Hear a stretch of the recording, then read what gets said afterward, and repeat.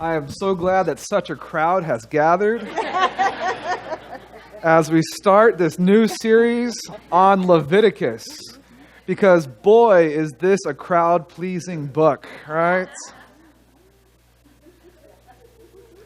Our new series, Leviticus, an ancient gospel for modern people. I am not a picky eater, if you couldn't tell. But there's a few foods that I really do not like. One of the top offenders to my palate is this stuff. Celery. It is vile. Even holding it, I can smell it, and it needs to go far away from me. I have never liked celery. And throughout my life, people have always thought, well, they could fix me. They're like, oh, you know, if I just chop it up really fine, Tyler will never know it's in there. Wrong. I had one friend actually say, you know, I'm going to put it in a smoothie. I'm going to blend it up in a smoothie. And with all the other flavors in there, he'll never know. Wrong again. I can tell when there is celery in my food. And it is gross. I'm specifically, though, talking about raw celery. I don't know if it's the texture, the crunch, the smell, whatever it is. It just raw celery stops me in my tracks. Cooked celery, though, is different. I don't know why. The texture changes, the flavor changes. I like cooked celery in my soups or in my lentils or whatnot. It's different, and it becomes good. It becomes useful and helpful to that dish. But not raw celery. Not at all. A lot of people, I think, treat Leviticus like I treat raw celery. They get excited about reading the Bible. They open it up and they start reading Genesis, and they're like, oh, this is good, story after story after story. They get to Exodus and also more good stories. And yeah, there's some instructions and some rules and stuff in Exodus, but it's still pretty good. But then they get to Leviticus, and boom, that raw celery hits their palate, and they just get stopped in their tracks. What is with this? It is just this old, ancient book that has all these weird rules and barbaric sacrifices and what in the world, how does that apply to us in modern times? And it just becomes this slog that people just do not like. I mean, when was the last time any of us read the book of Leviticus for fun? Yeah, right? See, I one hand. All right. More power to you, Sandra. But a lot of times, people just cannot get through it. They can start at maybe one or two verses, and then they're out. So the point of this series, Leviticus, is to help cook that celery, so to speak. Is to help make it more palatable, more useful, more helpful in our lives as we read Scripture, the entirety of Scripture. Because a lot of people have given up on reading the Bible. This whole year we're focused on Scripture, focused on the theme of Scripture. But a lot of people say, you know, this is just an old book. It is out of touch. It has no purpose for our lives today. And they hold up Leviticus as the prime example. They said this is just a book that is violent and barbaric and makes no sense and is just boring as all get out. So why even bother? Well, today we're going to start this series to show how just important Leviticus is, not just to the Israelites 5,000 years ago, but there are themes that are important to you and to me today as modern people in the United States in 2019. See, in between this barbaric and weird and outdated manual, we find verses like this, Leviticus 19:18, which says, "Love your neighbor as yourself." Now, does that sound outdated? Does that sound unapplicable? Does that sound barbaric to you? No, right? This is some good stuff here. In fact, Jesus says this, and a lot of people think that this thought originated with Jesus, but no, he's actually quoting Leviticus here, this book that so few of us actually read.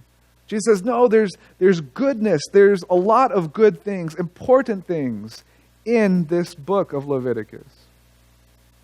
So let me ask you, do you think that this world is ordered properly? Do you think the world is set up as it should be right now? Do you think that around the world everyone has enough money, enough food, enough access to education or health care?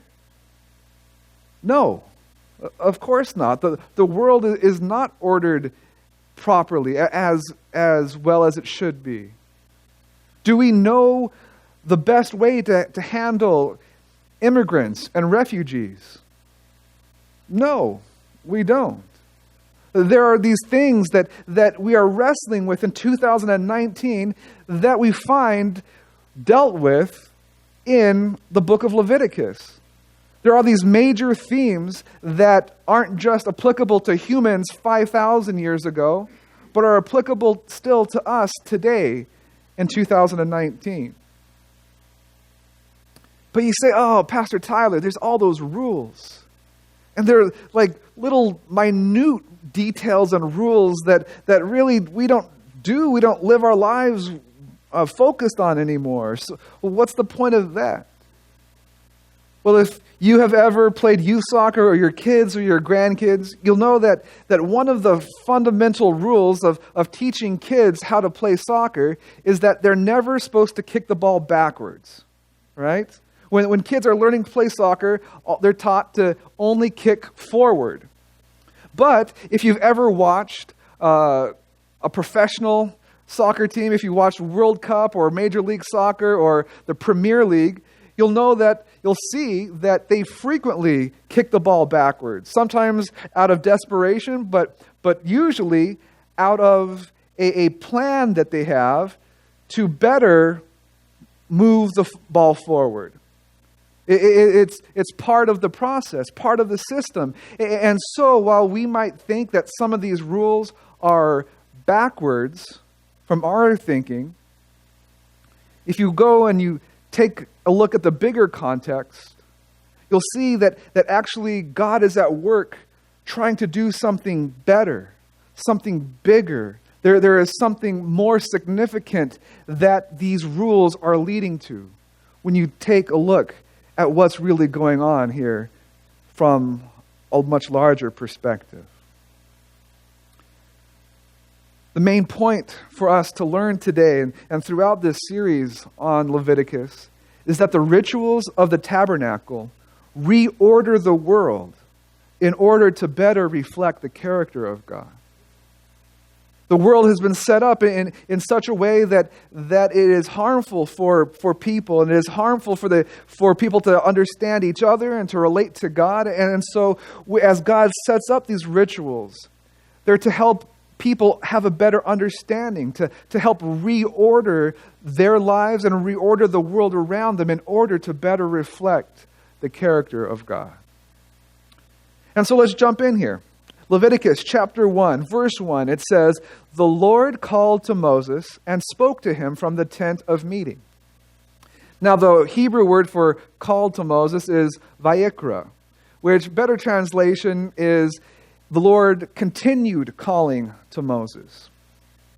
And so if you think about continuing to call to Moses, it means that he had called to Moses before we get to Leviticus. It seems that Leviticus 1:1 just kind of drops us into the middle here. That God had been calling to Moses and he was continuing to call to Moses. So it's kind of like a part 2 of the story, right? So in order to understand a part 2, we need to know what happened in part 1, right?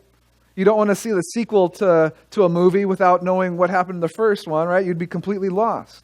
So in order for us to really understand what is happening here in Leviticus, we need to look at part 1. What was going on before that? And so, in a sense, Exodus is kind of a part 1 to Leviticus. And so we need to take a quick survey as to what was happening here in the book of Leviticus as we start this study into Leviticus. We need to look at Exodus to better understand Leviticus. We see that in the book of Exodus, it begins with God being absent, and the Israelites are in slavery to a master who is stockpiling the benefits of their labor. In Exodus, God has been pushed to the back burner. Pharaoh has replaced God as the dominant power in the lives of the Israelites. And he is not a benevolent power. He is using the Israelites for his own gain. He is using their slave labor to construct things like storage barns so that they can keep food for when the next famine hits. That way Pharaoh can sell this food and reap the benefits, reap the gold, reap the money, and his bank account will explode, will grow and increase. And so we see here from the book of Exodus that Pharaoh is using slave labor to increase the gap between the haves and the have-nots. He is using these slaves, these Hebrew slaves, to increase that gap between the rich and the poor. And if you remember from our previous series, we know that the bigger the gap is, the worse it is for everybody. And this is what Pharaoh has been up to.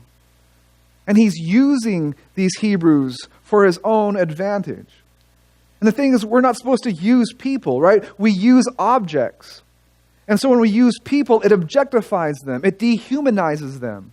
And this is what is happening to the Israelites throughout the book of Exodus. See, Egypt is ordered in a particular way around systemic injustice, where there is a clear hierarchy of human value. The Egyptian society has been ordered in a way that puts Pharaoh and the royalty up top. Then we have the common Egyptians. And then we have perhaps their animals. And then we have the Israelites. And this is how it worked. And there was no hope for the Israelites to change the order of things because they were at the bottom of the totem pole. And the Egyptian gods were happy with this. The Egyptian gods were fine with having some people use others for their own advantage. But the Israelites kept having babies. Unfortunately, these babies became slaves too. And this just led to this sense of generational hopelessness. Despite the fact that Pharaoh had told the midwives to kill all the baby boys, the midwives refused that order, and God honored their act of civil disobedience. And the baby boys and the baby girls of the Israelites continued to flourish, and yet they continued into this cycle of slavery. It wasn't like these Israelites were only slaves for 20 years or 30 years and they could see the light at the end of the tunnel, that the grandpa or the great-grandma could say, look, I know it's been hard for me, but there is freedom around the corner, and so just hang on, Junior. No, for 400 years they had been experiencing slavery, and it was just this cycle of oppression and generational hopelessness. But finally, God hears their groaning. And he remembers the covenant that he made with their ancestors. He remembers the covenant he made with Abraham and Isaac and Jacob. And he acts and he calls Moses and he empowers Moses. And Moses leads the Israelites out of slavery into freedom in the wilderness at Sinai. And there at Sinai, God and his people come together. And what we see here is language that is very reflective of a wedding ceremony. And actually, the Ten Commandments serve as a type of wedding vows. And this symbolic wedding ceremony that the Israelites experience there with God, it fundamentally changes who they are. They stop being these slaves, and they start becoming this nation of priests, a holy nation that is now entrusted with this mission to tell the world about God. To tell the world that there is a God that isn't fine with having people abuse other people. That there is a God in heaven that isn't okay with a ruling class dominating a group of slaves for their own benefit. That there is a God who is a God of freedom. The Israelites here begin to understand that they were not set free just to be set free. They were set free in order to announce to others that they can have freedom as well. And so, this sense of Israel entering into this fundamentally changed way of living is at the core of Exodus and Leviticus. In fact, one can say that to an extent the rest of Scripture is the story of these people trying to live up to this covenant that they make here with God at Mount Sinai. And so we see here towards the end of Exodus 25, verse 8 to 9, God says to Moses, "Have the people of Israel build me a holy sanctuary so that I can live among them. You must build this tabernacle and its furnishings exactly according to the pattern I will show you." See, Exodus begins with God being distant. Exodus begins with God being on the back burner. And Exodus ends with God's presence dwelling in the midst of his people. And the rest of Exodus is these instructions on what Israel needs to do to create this sanctuary, this tent for God to dwell in the midst of his people. And what we see here actually with this language used for the creation of the tabernacle, that it actually reflects very strongly a symbolic creation of the world or recreation of the world. We know in Genesis chapter 1, those of us that are familiar with the creation story, that when God goes to create things, that a fundamental thing that he does in this act of creation is separating. That God makes distinctions. This is at the core of creation, is making something distinct from something else. So if you remember the story, how it goes, we know that in Genesis 1 it says that the world was just this empty blob, right? It says the world was formless and void.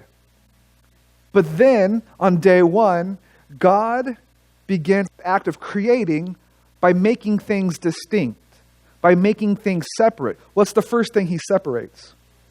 The light from the dark. Day 2 comes and he continues this act of creation through distinction. And he separates the what? The waters. The waters from above from the waters beneath.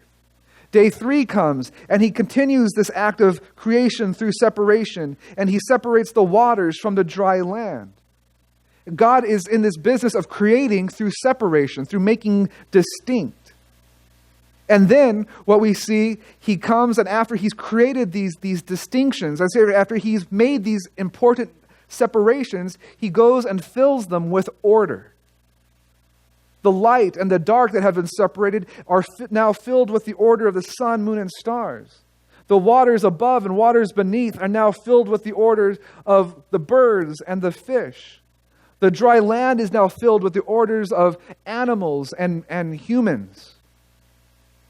And this process of distinction and separation and order is exactly what we find here at the creation of the tabernacle and the sacrificial systems. In a very real sense, this tabernacle and its systems are a beautiful reflection of the creation of this world and the universe itself. In fact, if you look at this creation orders given to Moses in Exodus, you'll find that the seventh command that is given to Moses in the creation of the tabernacle is all about the Sabbath. Just as the seventh day of creation in Genesis 1 or 2 is all about the Sabbath. We see there that these powerful connections that making the sanctuary and the systems are a reflection of the distinctions and the order of creation itself. So all of these rules that are given in Leviticus to order their worship reflect the ordering of the whole world. Exodus and the building of the sanctuary, the tabernacle, is the process of distinction, and Leviticus describes the process of ordering. And it's not just ordering these worship systems so that the Israelites' worship will be different than the worship of the other gods of the surrounding areas. But God is saying, I want more than that. It's not just how you approach me. I want you to see that these things, these systems of worship that I'm trying to get you to follow are going to help you understand the whole world differently. They're going to impact the way that you treat your neighbor, you treat your friend, how you treat the other nations around you. You're going to recalibrate your whole way of living through understanding this worship system that I am creating here. And so it's not surprising, is it, to see how important it would be for a reordering of the world to take place for this group of people that had been so abused by the way the world had previously been ordered. It was so important and so necessary and so vital for these Israelites to see that there is hope, that there is a new way of living, there is a new way of worshiping, there is a new way of interacting with their friends and neighbors and enemies that is much, much exponentially better than the way the world had been ordered in their lives before. Have you ever experienced the freedom that comes from escaping an ordering of life that was difficult for you? Perhaps you've been in a toxic relationship where your partner was manipulative, abusive, played mind games with you to the point where you thought down was up and up was down. And you eventually got out of that toxic relationship and you entered into a healthy relationship. And in this new relationship, your partner was responsible and trustworthy and honorable. And things are so much better. But it requires a recalibration, wouldn't it? You cannot behave the same way in a healthy relationship that you behaved in a toxic relationship. Things would not work out. You need to understand these differences. You need to relearn how to be in a relationship. Because that's what freedom does. It requires us to recalibrate things. And so it might not be a toxic relationship. Maybe you've been addicted to a substance before. And so when you start to experience clean living, that requires a recalibration. It requires a reordering of your life, of your actions, of your thought process. Maybe you've been in a horrible work situation with bad coworkers and a horrible boss. And then you got into a better work situation. And that requires recalibrating. Because that's what freedom does. When you experience freedom, things need to change. Your understanding of the world, your understanding of your processes of life needs to change.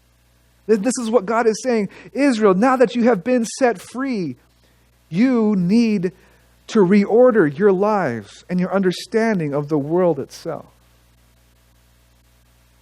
See, the rituals of the tabernacle reorder the world in order to better reflect the character of God. So when God says that he was continuing to meet with Moses, what were the things they talked about? Well, here in Leviticus, we see that there's three major themes. There's three major drum beats of this book. The first is relearning. That God was trying to get the Israelites to relearn that there was a new way of living, that they needed to live lives that were not rooted in slavery, but rooted in freedom. So they needed to relearn. The second major theme of Leviticus is purpose. Because previously, the purpose of the Israelites was simply the fact that they existed to serve Pharaoh. They were owned by Pharaoh, and their purpose was to bring him wealth. But now that they were set free, who did they belong to now? What was their purpose in life? And the third major theme of Leviticus is order.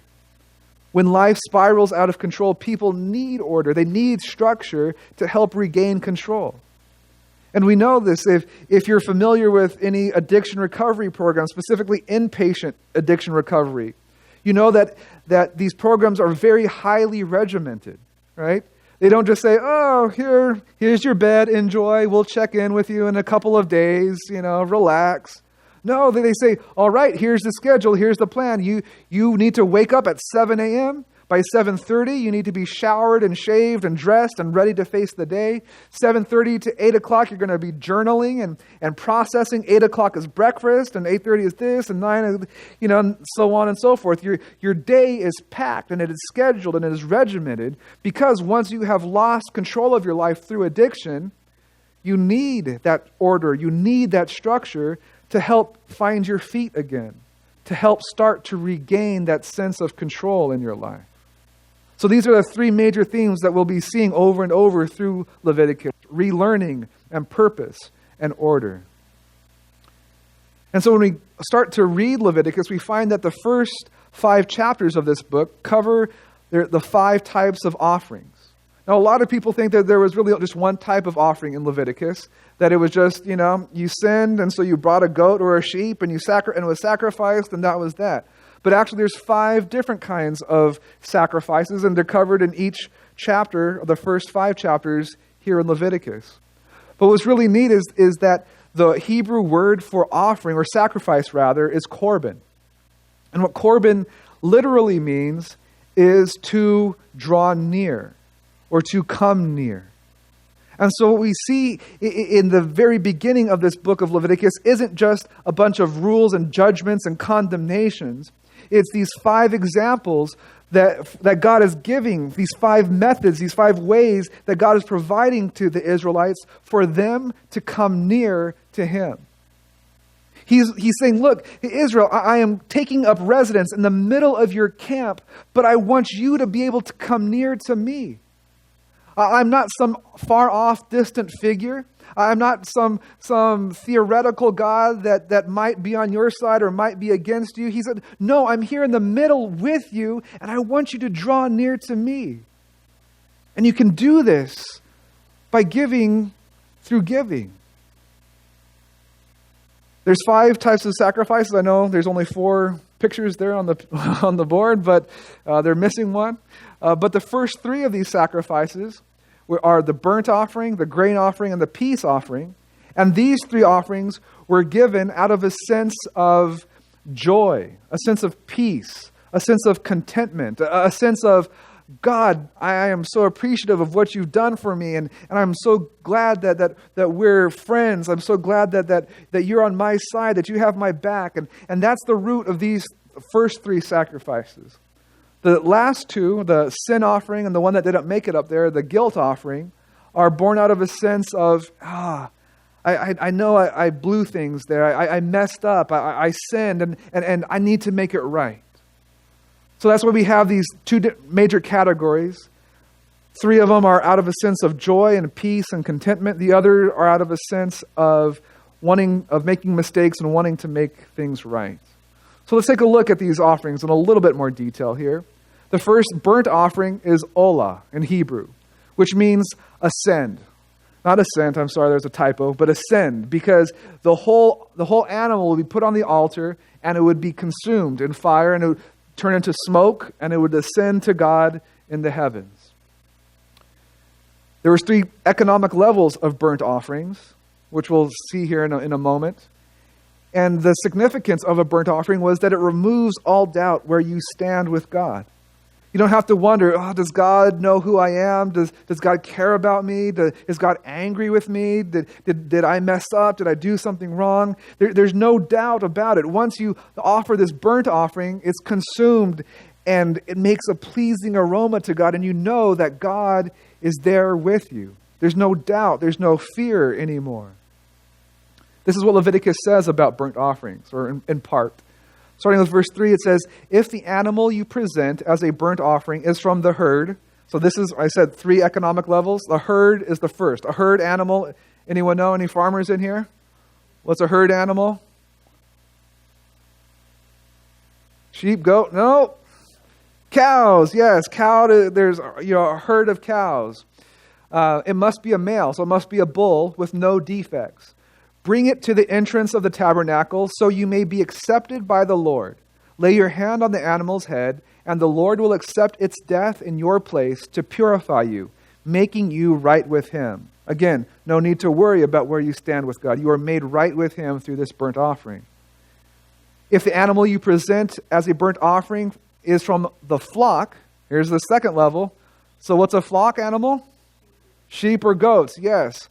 It may either be a sheep or a goat, but it must be a male with no defects.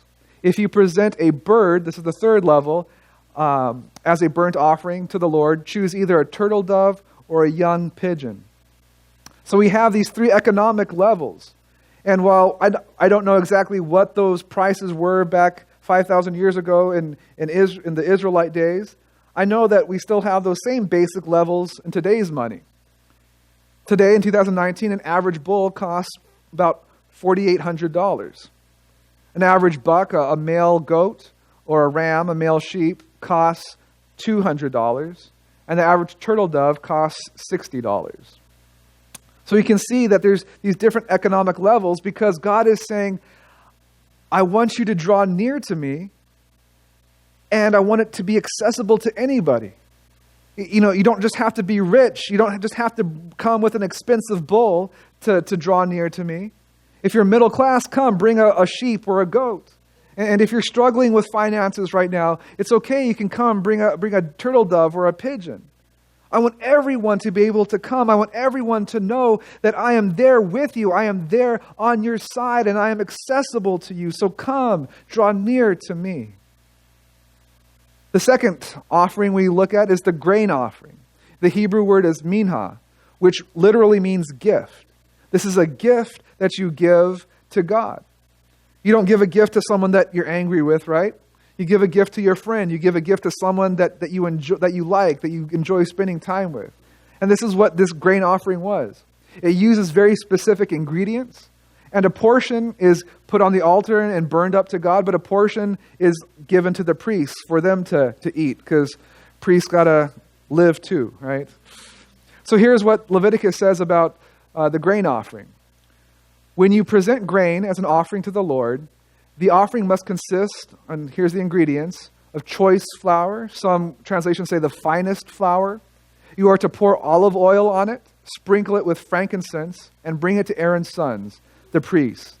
They will burn this representative portion on the altar. It is a special gift, a pleasing aroma to the Lord. Again and again, we hear that phrase throughout Leviticus, a pleasing aroma, that God is pleased when we draw near to him, because this is what he wants.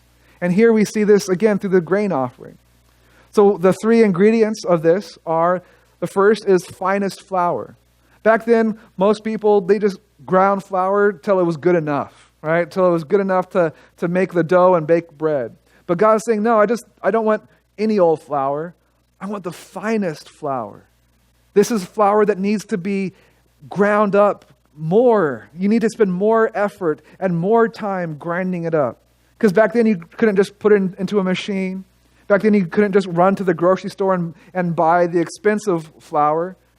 Back then, in order to get the finest flour, you had to spend the time, you had to spend the effort grinding it up to make it as smooth as possible. Second ingredient was oil. And throughout Scripture, oil represents God, his presence, his a sense of calling. But where do you get oil from? You get it from pressing olives. from putting olives under weights and weights and weights till they leak out, they ooze out that olive oil. The third ingredient is incense. And most of us kind of think of incense sticks now that you burn. But actually, to get the incense on those sticks, the only way for incense to be fragrant is if you crush it or beat it or put it under pressure. And these are the three ingredients of this grain offering. And can you see, though, how this offering, how this grain offering, how this gift offering would resonate deeply with these former slaves who knew what it was like to be ground up, who knew what it was like to be pressed down, who knew what it was like to be crushed and beaten by the previous ordering of the world. Next, we come to the fellowship or the peace offering. The Hebrew word is shalomim, and it's connected to the Hebrew word shalom, which is a fairly well-known word, peace. And it represents sharing a meal with God, actually. Because not the whole animal wasn't consumed like a burnt offering. Only parts of it were put on the altar. And you would keep the other part. So God, the part that would be put on the altar and burned up, it would be like God symbolically eating that part of the meal. And when you would eat the rest, it would be as if you and God were sharing a meal. This is what Leviticus 3 says. If you present an animal from the herd as a peace offering to the Lord, it may be a male or a female, but it must have no defects. The priest must present part of the peace offering as a special gift to the Lord. See, only a part, and this is the part. This is the part that gets on the altar. This includes all the fat around the internal organs, the 2 kidneys, the loins, and the liver. Does anyone want to eat those parts anyways? No, right?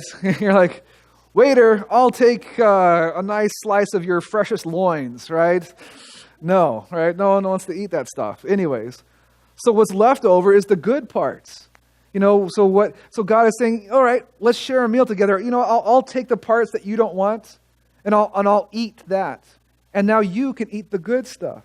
But in that way, you and I will share a meal together. And we like eating together, don't we? It's a very social thing for humans to do in 2019. But even back then, it meant more than just sharing a meal because it's fun to do. Sharing a meal with someone in the Israelite days meant that you were at peace with that other person, that you were in a good relationship, that there was no fracture, that there was no argument, there was no anger, there was no bitterness, that you were having a good time with that person, that you were in a good place with that person. And so here through this offering, it's a public example, a public display saying that God and I are good, that we have a good relationship, that things are firing on all cylinders. And this is why we get to offer this peace offering to God. The fourth, and this is moved into that second category, is the sin offering, is hatat in Hebrew, which means purification offering, which is, you sinned, you've messed up, so let's purify, let's make things right. Let's purify you from your sin.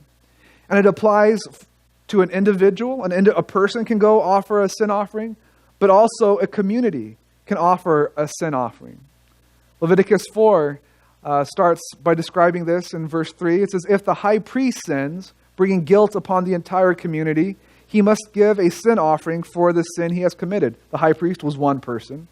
But if the entire Israelite community sins by violating one of the Lord's commands, but the people don't realize it, they are still guilty. So the whole community would need to give a sin offering. If one of Israel's leaders sins, or if any of the common people sin by violating one of the Lord's commands, but they don't realize it, they are still guilty. Through this process of sacrifice, the priest will purify the people from their sin, making them right with the Lord, and they will be forgiven. See, in our society, in 2019 United States, we're a very individualistic society. And so we can wrap our minds around the fact that a person, a single individual, needs to pay or deal with his or her sin, right? But we don't really think too much of communal sin, of corporate sin. We don't really think in those terms. And yet, That doesn't mean they don't happen. We think of what happened, of what we talked about in our previous series. Many of those things that we covered could be thought of as communal sins, of injustice for the poor, of racial injustice and religious bigotry and sexism.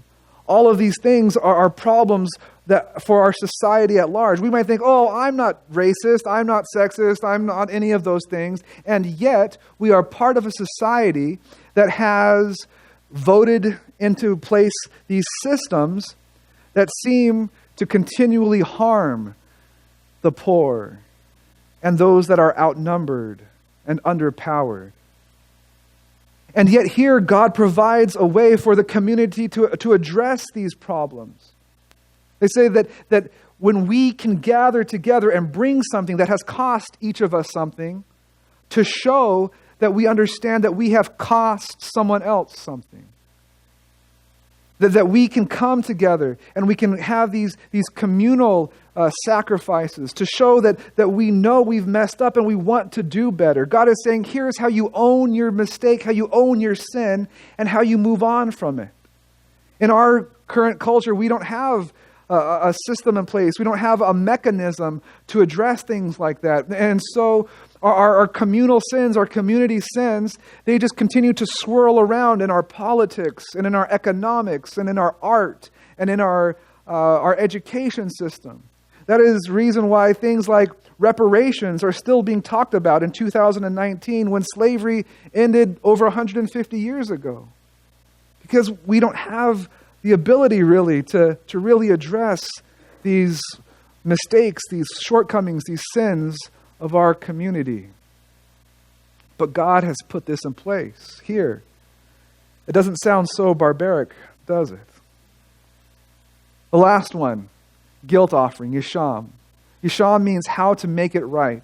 Sin offering is more of an internal thing. You've messed up with God. You've hurt someone else's feelings, so to speak. But a guilt offering is more of an external thing.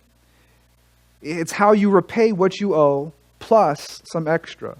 It's an ethical code for how to deal with other people, a sanctified small claims court, so to speak. Leviticus 5 and 6 talk about this. If one of you commits a sin by unintentionally defiling the Lord's sacred property, you must bring a guilt offering to the Lord, your own ram with no defects. You must make restitution for the sacred property you have harmed by paying for the loss plus an additional 20%.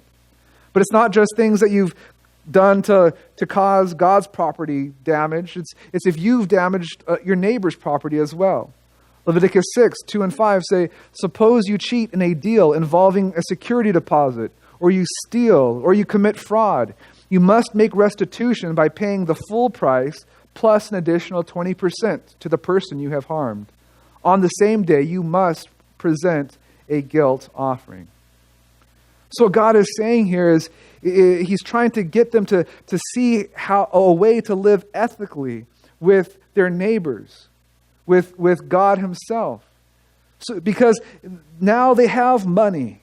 Now they have possessions. This wasn't something that slaves really had much of, but now things are different. Now they are in the process of reordering the world and reordering their lives. And so they need to learn how to live ethically, how to care for, how to treat their neighbors, how to treat their business partners, how to treat other people's possessions and property ethically, and what to do when mistakes happen.